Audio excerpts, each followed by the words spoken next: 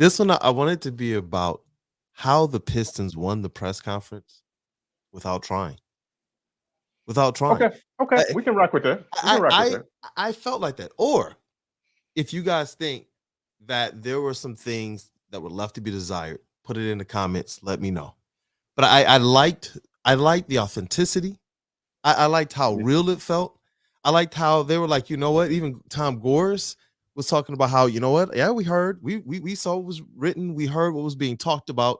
Let's just clear this up right now. Effectively, we're human beings trying and really showing that we care about this product, this organization, the fans. But let me let me get into this, man. I liked it, man. I like Look at you, amped up already. amped up. But what up, though, people? It is your boy Brandon Dent, aka Detroit Kool-Aid, and you're locked into the Woodward Pistons podcast on the Woodward Sports Network. Jeff Iafrate is on the morning Woodward show at the moment, and I'm actually going to be talking to him this morning, as well as some special content after. You guys will actually see that before this pod, but we got to keep the tradition going. That also means I need you guys to get the drum rolls ready for the legend, the absolute legend. I know if you guys heard the press conference, you guys understand he's a legend. So let's get this thing going. Hey, yo, shout out to the legend, Detroit News Rod Beard, brother, as always. Welcome to the show, and how are you doing this morning? It's another long day after a press conference. Those days are tough sometimes, but like you said, there was a lot to take away from that. That you have a better sense of what went into signing Monty and where the Pistons are in going after coach and where they are just kind of as an organization and how they approach all of that. Those are some of the big takeaways I got from that. Yep. Yeah, I like I said, man, I thought that the Pistons kind of won this thing by being as authentic and as real as they could be. Even down to Monty Williams, who didn't really mince his words, about the reasons, the three reasons why he chose to come to the Detroit Pistons. And he was like, you know what, Troy, the players, and the money.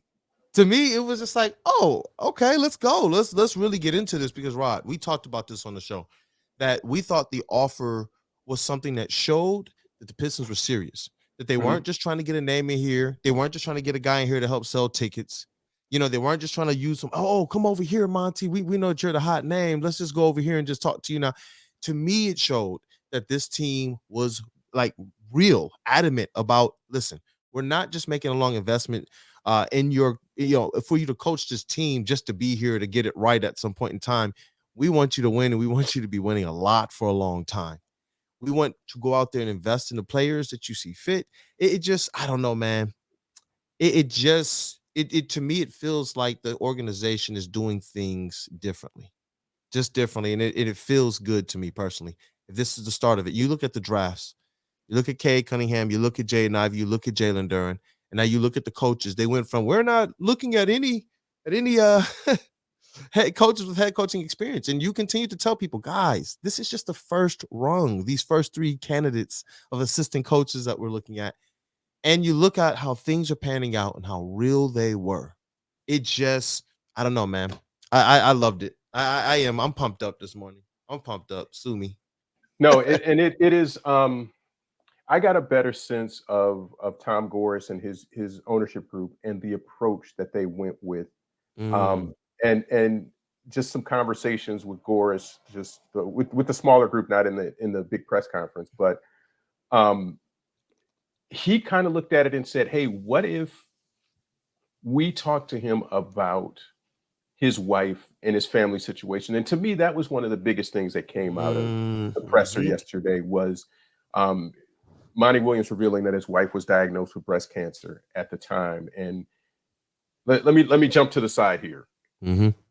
As a dad and as a husband, you have to take care of your family. And My heart fell for that. right, and when Monty got fired in Phoenix, this is around the same time that all of this stuff is going on. So the Pistons had approached him, and Troy had called him and kind of said, "Hey, what do you think about this?" So, there's a takeaway. They went after him immediately. It wasn't this, we're going to wait and see and blah, blah, blah. That was an immediate thing. And so it wasn't about the contract numbers. It was more about what can we do. And Tom told me this. He said, we're going to let you kind of think about it. We're not going to throw numbers at you. We're not going to do anything else. And this is what he told Troy. Don't throw numbers at him. Don't even talk to that detail. Find out what we can do to make it easier for him and his wife's cancer diagnosis. Give him time to breathe, back off. We're not going to give him the hard sell approach. And when they came back the second time, it was not about 13 million or 78 or whatever you want to say. It is about what can we do? So he has a private fund that they call it a kind of a health and wellness fund. That is, if his wife needs to get any kind of medical attention, she can jump on a private jet and go to Phoenix and get taken care of. If there's anything that's not covered by insurance, she's taken care of. They have a fund set up for her to be able to take that. So you say, well, he's making 13 million. What does he need this extra money for? This extra whatever? It's the show that we care about you and your family to make sure that you guys are good beyond the money. And that's a different approach. And what the quote that Gore said was that there were other teams that came at him and had him try to make quick decisions and say, here's a deadline. We need to know if you want to do this by then. So that's where you get the Monty wants to sit out for a year. It's not because he had the Phoenix money. It's because of his family and his wife and everything else. And the Pistons just approached it from a completely different direction and a different angle to say, we're going to make sure you're good. You have everything that you need. If you have access to a private jet, if you have the best medical care, if you need to go to Phoenix tomorrow, boom, it's a PJ ready for you to jump on and to go. Yeah. That's that's what did it. That Monty said it wasn't the contract, it was the other stuff. And when he showed his wife the other stuff, she's like, oh, yeah, you got to take this one seriously. When he was talking about his mentor, he showed his mentor what the extra benefits were. That was just on my mind. And they said, hey, yeah, this is different. This is not about you having a coaching contract and being the highest paid coach in the league. This is about them caring about you and taking care of you and your family. But he said, this is good for you. That's my takeaway from this, is that they went and got that dude. It wasn't about the 13 million. Here's takeaway 2. Monty said it is about the money. And it's insulting when you say that it's not about the money, because it very much is. If somebody throws a number like that at you, yes, you're listening. And other teams might have thrown something similar, but he made it very clear. The thing that was huge in that was them saying, we got you. That's it. It wasn't, because for some people, they'll say, Detroit had to overpay. I don't think you guys understand. This is not an overpay. We've been reporting this for a while now. And with my experience on the beat, one of the angles I've tried to cover is how family-like they actually are there, how they try to run things there. Just from the attendants to the ushers to the different people that I meet from different, even media organizations. It's almost as if everybody else there kind of takes this kind of family approach together and everyone looks out for each other. That's kind of why I'm still pumped up and on cloud 9. It's because the presser was like that. It was almost like seeing family. It was like a big family reunion of people who are serious about their craft, but also care for people like family. And that's the environment that I've noticed Tom Gores has tried to push. So when you're talking about it, when we're talking about, look, Dwayne Casey was brought in here, he and his family, and the work that they wanted to do within the city, these were the things that Gores was saying, you know what? I would love to have this a part of my organization. You don't just fire good people. You don't just get rid of good people. You don't just, no. Tom Gores is a masterclass businessman, no matter what you think of his t-shirt tossing ability. It just is what it is. And so when he identifies special people, that's an important thing. And he does it by way of who they show themselves to be. When I listened to Dwayne Casey speak, even at the exit interviews, knowing that he was moving to the front office, it was about the care for the city, what he and his wife were going to continue to do here in the city. What drew them to here was the people. You know what I mean? It's like, this is, and that's what Tom Gores wants around his Pistons. I love that, because then you know what you see the players doing? Walking around in all Detroit gear. You know what you hear Monty Williams saying? I want people to believe that I'm from Detroit. That I'm from Detroit. Like, That's what I'm saying. It's about that whole culture. It's about the family. It's about caring for each other. It's about helping. It's about showing, hey, we mean business, because the Pistons aren't just doing this for Monty Williams. They go out into the community and do different health initiatives and drives and are partners and things of that nature. This is a part of the culture of who they are as an organization, and I love it. We sit here, we talk about the drain that teams can be. He don't even got an arena in his name, bro. Like, you know what I mean? Like, he's just it's really just like, hey, benefit. Yeah, I feel like even going to that arena, seeing how many people were there, Rod, I don't know why people were showing up to the tune of top 12 in the NBA on the season, but they were, and tickets were affordable all season. Some people say, well, they were losing. I've lived in other losing team cities. I've lived in them. Tickets were easily double, triple. So it's just like, you Right. know what, cool. I don't know. I loved it. It kind of backs up and speaks to that. You know, they're not just out here throwing money around. It's the what it meant. It's why it mattered. That's the most important takeaway. And I appreciated Monty Williams taking the time to actually tell us that. You know, Hmm. to say, you know what, let's actually disseminate and let's actually break bread on what this actually meant, what this offer was all about. Hmm. And he did. He talked about he and his wife deliberating on if they should share. And I think that from like I said, from start to finish, they try to be authentic. I liked it. I saw some people, they were a little trying to figure out what's the dynamic between Troy and Tom. They said, Hmm. "Oh, it looks like it could be a little chippy, looks like it could be a little cold, looks like it could be this, could be that." I'm like, what what are people kind of looking at? They when two people come to the table and say, "Hey, we were chipping away at this to try and get this thing right." And they share that with you, and you're sitting down and you're having a press conference for Monty Williams, who listed Troy as number one on his list. Troy, the players and the money. Like, what are we doing? Hmm. I don't know. I don't know. To me, it seems like they work really, really, really well together. That they have a really good working synergy. And Tom Gores talked about that. He said, we're not gonna agree about everything, but we agree on most things. And so what it speaks to me is that for the most part, Troy has kind of just done his thing as a GM. And when it mattered to have Tom Gores as that kind of finishing piece, like we've talked about before, he was able to be that. Uh Monty talked about how special it was for him to have Troy reaching out multiple times. Hmm. You know what I mean? So this wasn't just some Tom Gores, just, hey, this is what I want, go get it done. This is my money, blah, blah, blah, blah, blah. Can you speak to that at all as it relates to what you've seen between this dynamic of Troy and Tom? Yeah, I think it's Troy has the basketball acumen and the connections, and um, it is he has a pipeline, and this is kind of the dynamic that you want is an owner who's going to do, and I've said this several times, do the things that are necessary. Open the checkbook when it's necessary, but also kind of listen when it's necessary too. And I think that's the dynamic. And they referred to it a couple of times is that um, they had to have a referee who kind of came between them on things. And I think it's just the way in which things are done between them. Troy has a specific way that he's doing it, but he's not the owner of the team. So he can't make the final call in everything that they're doing. But that's where time is. That's why you have an owner who you want to be a listener, who you need to be a closer at some times. And he went in and closed this thing when it needed to be closed. So I think there might be some difference of opinions on some things, but at the end of the day, you got the coach that I think everybody's happy with in all of this. Yeah, definitely, definitely. And I wanted to kind of get back into this because it started to ring up a little bit where people were questioning this whole Troy Weaver thing. I even saw some articles and some other posts and things on, is Troy Weaver on the hot seat and what he needs to do to avoid being on the hot seat and whatnot. I feel like, it's back like it never left, the phrase trust in Troy.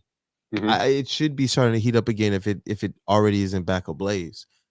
Troy Weaver continues, in my opinion, as a general manager, to be very, very precise and to be somebody that this organization can depend on for a maximum amount of relationships. We've continued. We say the organization is family like. We continue to sit here and talk about the connections of Troy Weaver, dating back to his Syracuse days and his time out on AAU circuits, ushering people to college to Syracuse like Carmelo Anthony, Jeremy Grant. We've discussed about all of these things. So to know that the Pistons could just kind of pick up the phone, through Troy Weaver and just kind of send a text message and know that it's not just about business. To know Troy Weaver is going to be caring personally and being able to tell the organization how we should care personally, and to see how they already treated Dwayne Casey as well. Think about that.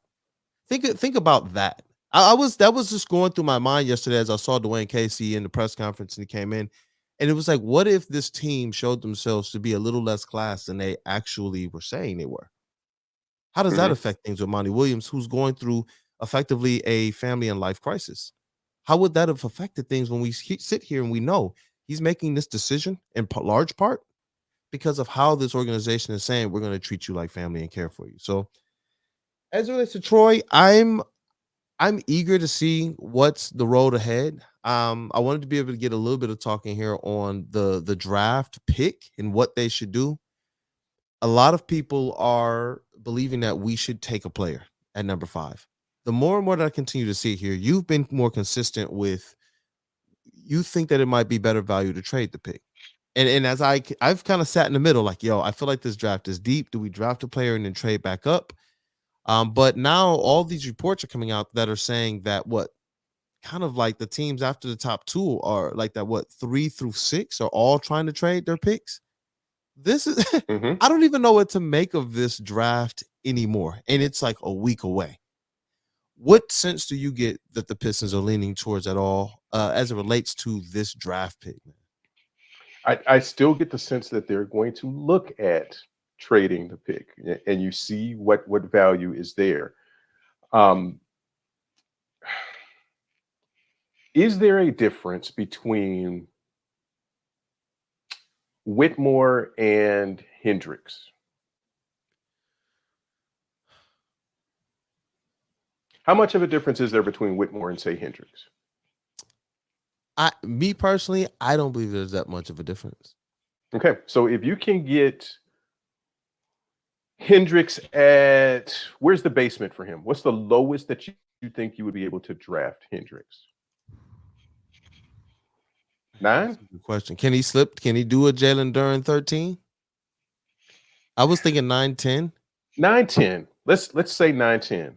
Can you get some value in going down from 9 to 10, from 5 to 10? Yeah, Maybe definitely. you could Those are you my could thoughts, man. you might be able to stock up a pick or two and just put it in the cupboard for later. But if you're essentially getting the same player, why not? Or can you get up to 3 for a reasonable? I'm so glad you said that. I'm Can so you? glad you said that. I'm Can so you? glad you said that. I was gonna ask you, is Brandon Miller or Scoot Henderson, if they just so happen to be sitting there at 3, are they worth actually saying, you know what? These other teams are trying to sell. The draft picks are just close enough. They do have some young assets that they can offshoot. Yo, do you believe Brandon Miller or Scoot Henderson are worth it? Or one of them? Because of the duplication in maybe not Scoot. If you just ended up with Scoot because you got the second pick, then Yeah. I'm okay with that. I wouldn't trade up for Scoot unless you've got some bigger plans and you can clear some of the logjam in the backcourt. Trading up for Miller, Mm. maybe. It's like when you go to the store and you see something you like and you're like, oh, that's kind of fly. But you turn the price tag. The first thing you do, let me He's see the price tag. yeah, All that's right, all nice for right. someone else. Yeah, that's not quite in my thing. So I think that's what we're looking at now is what's the price of moving up to 3?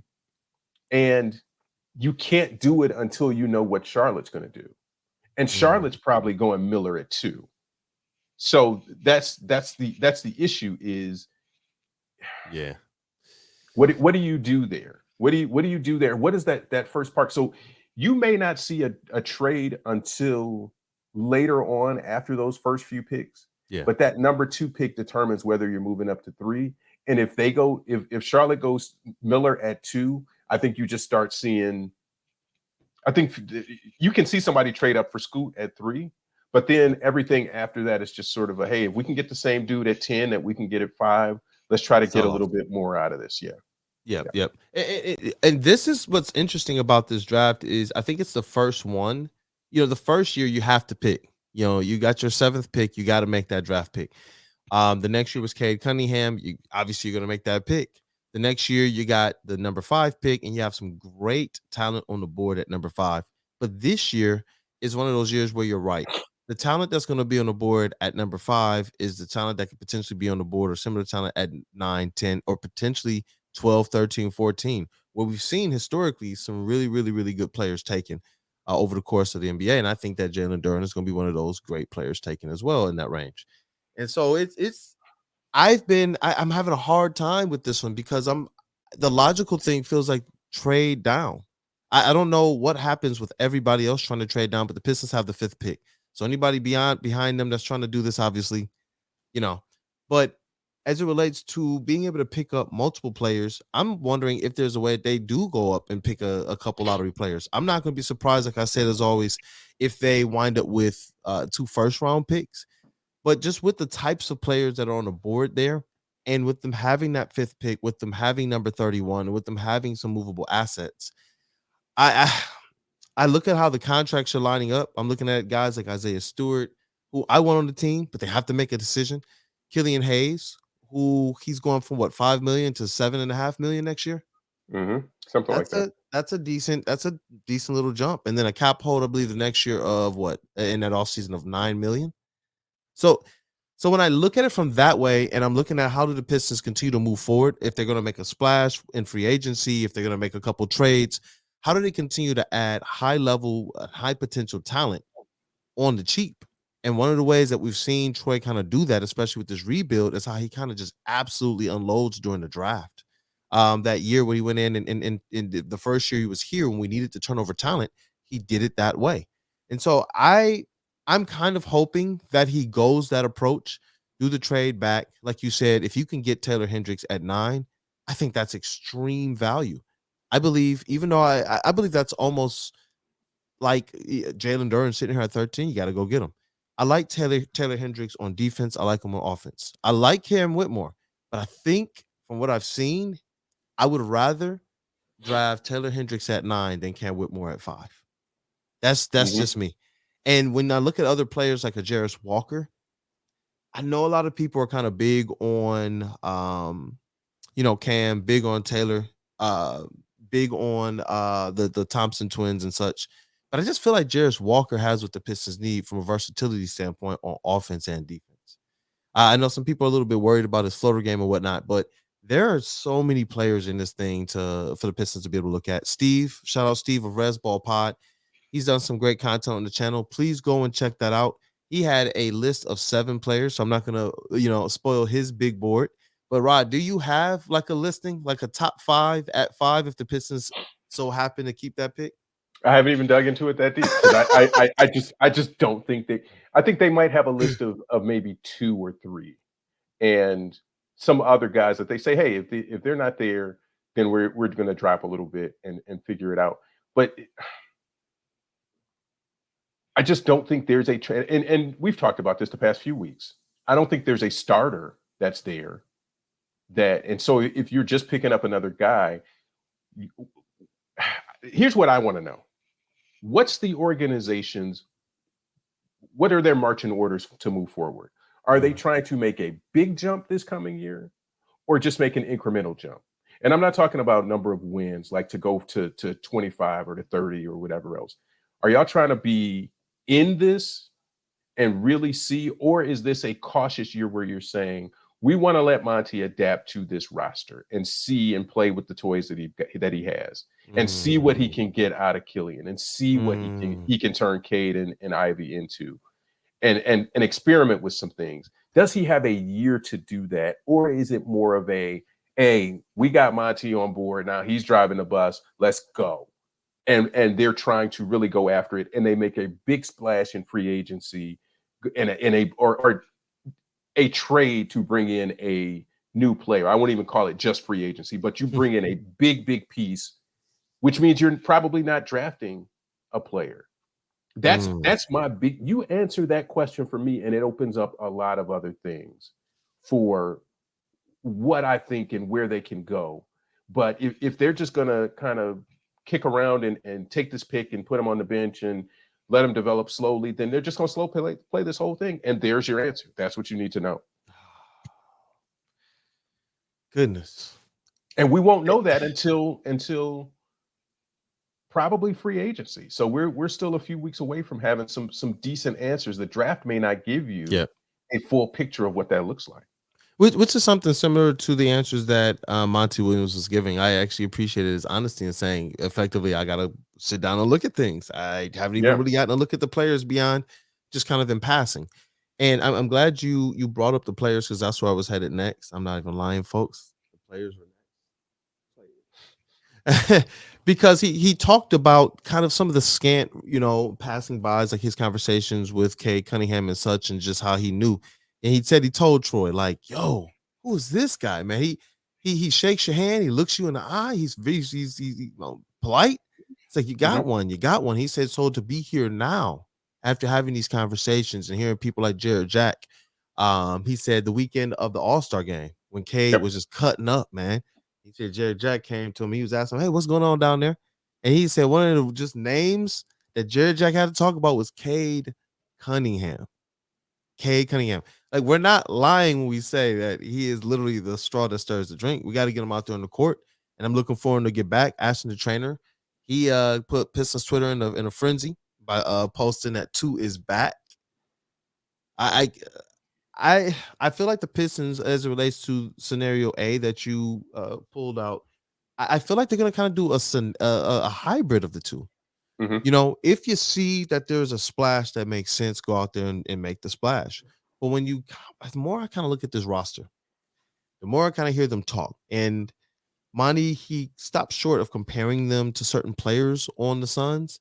But I think a lot of people could read between some of the lines. And he said that I'm not going to name names because I don't want to box them in. These guys can be who they want to be, and who they can be. You know, Mhm. Rod, I feel like I'm setting myself up for a freezing cold take, but I feel like there's some underestimation with this squad going on. I really feel like Cade, Ivy, Duren, and that nucleus, along with if Bojan and Burks are here, if they can figure out this who is at the four, I feel like this team is going to be a lot more pesky than we're giving them, or a lot of people are giving them credit for. I feel like they have an Yeah. opportunity to really shock some people. Yeah. And I'm just going to be cautiously optimistic about it and say um, that yeah, they can figure some things out. But I did like what he said also about he asked around the league to try to get some. Mm, Well, tell me about this yep. guy. What's wrong with this dude? What's his problem? What do I need to work with, or what am I getting in this dude? And he didn't get a negative word at all. That says how this roster is viewed around the league, but also what he's walking into. That it's not even like Troy where you've got to these are bad contracts and you've got to clear these things out, or you got a couple of bad seeds who aren't going to fit, or some bad apples that don't like each other, and you got to watch them when you're on road trips because they might fight or something. It's nothing like that at all. So Yeah. I think that's what you kind of were alluding to, that you're getting a solid roster of solid sort of not even Boy Scouts, but just good, solid players and good, solid people too. Who seem to be kind of close. I saw them after the press conference, kind of all gathered around, dapping each other up. Monty was also there. Tom Gores was in the middle, hugging everybody, and Mhm. they just continue to exude this kind of brotherhood approach, this family type of atmosphere. Same Mhm. thing that I witnessed at the Grant Classic and at several other events, where the Pistons players just really seem to be like, "Yo, we're in this thing for each other," and I liked it. The obviously the organization is going to talk big. Tom Gores, he was confident, man, saying that they believe that they are capable of winning. That's what he asked when asked about the hire of Monty Williams. That's what that meant for them. And Troy River, I remember they asked him kind of right after, and his answer initially was just yes.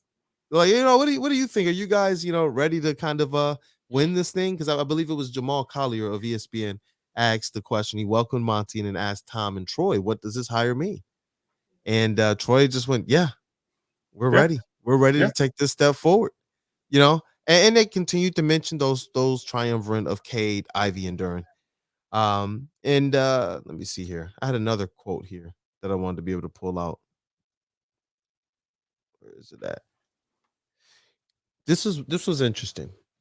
This was the quote. He said that the last few years of trials and their experience actually is bringing him hope and excitement for the road ahead. He said that Dwayne Casey and what was going on the last 2 years, he said that that was already laying a foundation, that these guys don't need certain breaking ins that generally Yep. rookies and young guys need. And he spoke to the maturity and IQ of these guys as well. And that was very, very foundational to me. How did that speak to you when you heard that kind of aspect of, yo, these last 2 years, this gives me hope and excitement? Yeah, I think it's just that it's not for naught. That they weren't just out there running around and um, trying to get a number one pick. That they were actually trying to put something together, and you can see that things were starting to mesh. But you see what happened without Cade, and now you have some hope for what happens with Cade. I think that's the takeaway from that. Yeah. Yeah, definitely, definitely. I know we're gonna wrap up here in a little bit, but the quote to me from Monty Williams, he said when Weaver was making his pitch to him, from just a basketball standpoint, he stated that Troy said he would put this locker room up against any other in the league. And so I'm glad that you went and you broke down the aspects of what the money meant and Mhm. why the money was given, why the amounts, and how, the aspect of this was really about care and family. Because once you get over that, he made a decision. These other teams over here don't seem like they really care about me and my family. It's like they're not getting it. So this wasn't just about the money. There were other teams who they probably could have offered the money to be able to get him as well. This was about the players and the vision of Troy Weaver. He continued to state that the restore was something that intrigued him, was the quote. He said when Troy told him this restore is different than a rebuild because we can restore what's been great. We've been great before, we can be great again. And he said that what they did talk about, what they did share with each other, these things got him really, really, really excited about this job. I believe that the fans should be too. I'm pumped. Like I said, I'm ready for my freezing cold takes in like a year. But I'm pumped, man. I am pumped, Rod. I appreciate you, man. I just do. Guys, listen. These things are never easy. Like this was the biggest press conference so far of my young career, and I walked into the room and I was like, "Whoa, this is not the little room. This is this, not this is not the is little not the room little room." anymore at all. I And was and like, "Oh, Mike was sort of the same way. He's like, wait a minute, okay, we're in the big time now. Rod, you helped me, man. Like you continue to. It's like walked in. I didn't even think, oh, Rod's gonna be there, and I saw the other beat guys, and they waved James, Omari, Mike, Natty K, Corey Woods, Jamal Collier, and then I saw your back, and I was like, is that Rod? And when you turned around, honestly, bro, between my prayer that I said just in that moment, seeing your face, seeing my man Ben Bagley of the Pistons PR, those moments, man, it just made it comfortable. It really did. And the other Yep. guys on the beat, it made it comfortable, and it felt good, man. It really did to see you there, to see you honored, to see people paying respects to somebody who I believe deserves it. So I think this is a good way to end the show. Unless you have some last words. No, man, just I didn't expect that, and it's just sort of a you always have to have you learn to always have a question in mind. So that wasn't something that I had prepared True and said, hey, professional. I'm gonna ask. But it's always good to be honored and to be recognized for what you've done. And that's just a little small thing. But I was my plan seriously was to show up, not write, but just kind of shake hands and kiss babies and do stuff like that. Check in with Tom and his people and talk to Troy and Dwayne Yeah. and just sort of be there. But sometimes a story just pops out. And when he talked about the trials that his family was going through and his wife and all of that, I just decided to write on that. So I mean that's what you Yeah, I get read that sometimes. one. But as you guys grow in this isn't the biggest presser you're gonna be in. You're gonna be in bigger ones. And so I'm just glad to be there to help out in all of your guys' growth and development with Thank you that for too. real, man. Thank you so much. I'm so serious. So let me get this drum roll going for the legend here. Hey yo! Shout out to the legend Detroit News Rod Beard, brother. As always, thank you. I appreciate you guys for rocking out. Let us know what your favorite parts of the press conference were, or the parts that you didn't really jive with. I really, really want to know. The content's gonna be coming heavy. We got the table talk tomorrow, and I got some more content coming up a little bit, like around well, for you guys, like I said, you're gonna have already seen this content, but we keep the tradition alive. But I love you guys as always. Till next time.